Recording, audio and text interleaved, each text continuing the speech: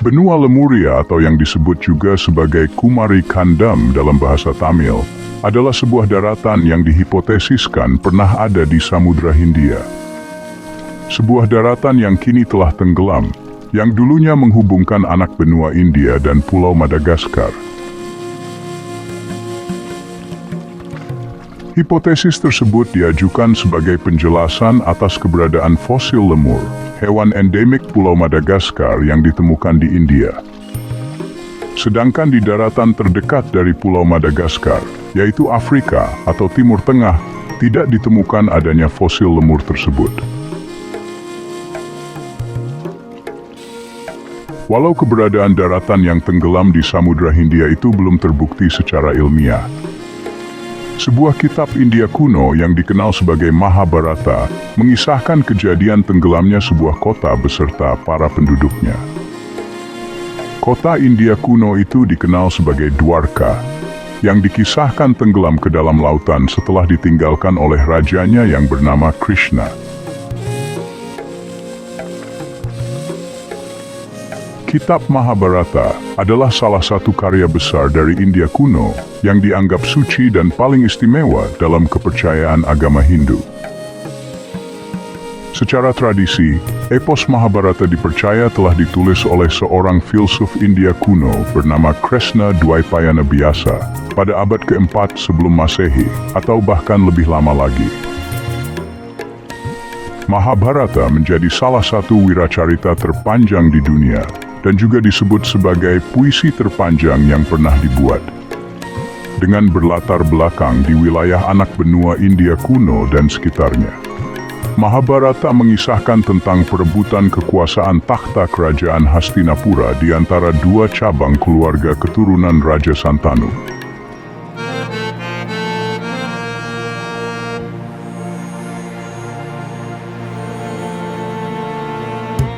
Dikisahkan bahwa Santanu, seorang Raja Hastinapura, ingin memperistri seorang dewi bernama Ganga yang turun ke bumi karena telah dikutuk oleh Dewa Brahma. Dewi Ganga hanya mau dijadikan istri dengan syarat bahwa kelak apapun yang ia lakukan terhadap anaknya, sang raja tidak boleh melarangnya. Jika melanggar persyaratan tersebut, maka Dewi Ganga akan segera meninggalkannya.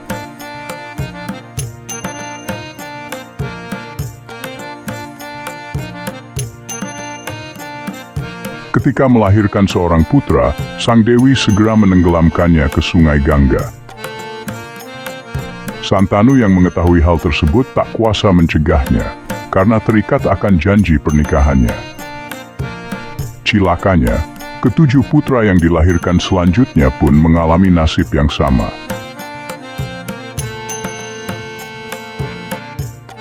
Ketika Dewi Gangga melahirkan putra yang ke-8, Santanu sudah tidak tahan lagi untuk mencegah istrinya menenggelamkan putranya itu.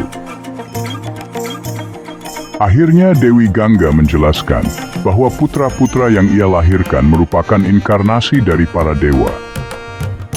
Tindakannya menenggelamkan bayi-bayi tersebut adalah untuk membebaskan jiwa mereka agar segera mencapai surga.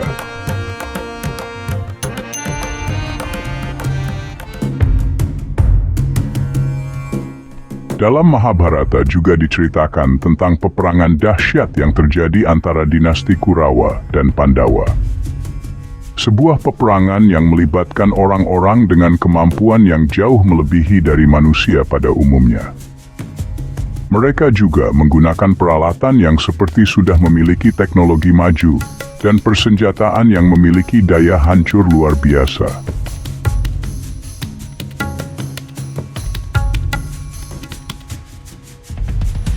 Seperti Arjuna yang mengendarai Waimana, yaitu sebuah kendaraan yang dapat terbang dan mendarat di tengah air.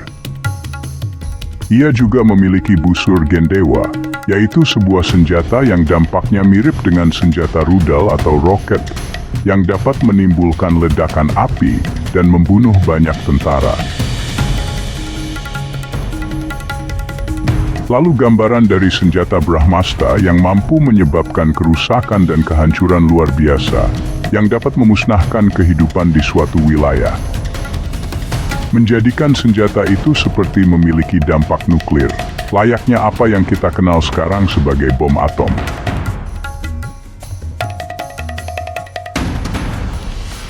Kisah Mahabharata sendiri berakhir dengan kemenangan yang sia-sia oleh dinasti Pandawa atas Kurawa. Kemudian kematian Krishna, lalu tenggelamnya kota Dwarka, dan naiknya para Pandawa ke surga.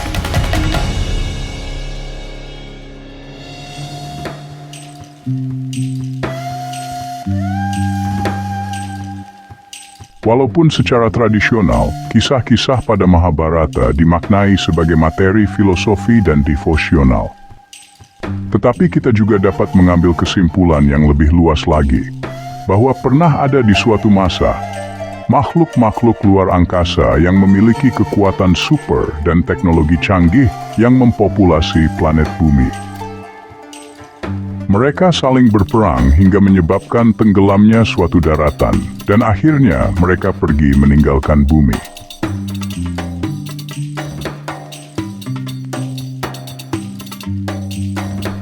Secara umumnya, kejadian-kejadian yang dikisahkan pada Mahabharata diperkirakan terjadi pada sekitar tahun 3000 sebelum Masehi. Tetapi bisa saja beberapa kisahnya merujuk pada kejadian-kejadian yang jauh lebih lama lagi. Seperti apa yang diceritakan seorang filsuf Yunani kuno bernama Plato pada tahun 360 sebelum Masehi. Tentang pernah adanya peperangan antara Atlantis dan Athena pada 9.000 tahun yang lalu sebelum masa sang filsuf. Mungkin saja Atlantis yang dimaksud adalah dinasti Kurawa. Sedangkan Athena adalah dinasti Pandawa, yang bisa jadi adalah kaum luar angkasa yang dikenal sebagai bangsa Alitir. Bangsa yang berasal dari bintang Vega di konstelasi Lyra yang membangun peradaban di Kepulauan Pasifik, Asia dan pesisir Amerika.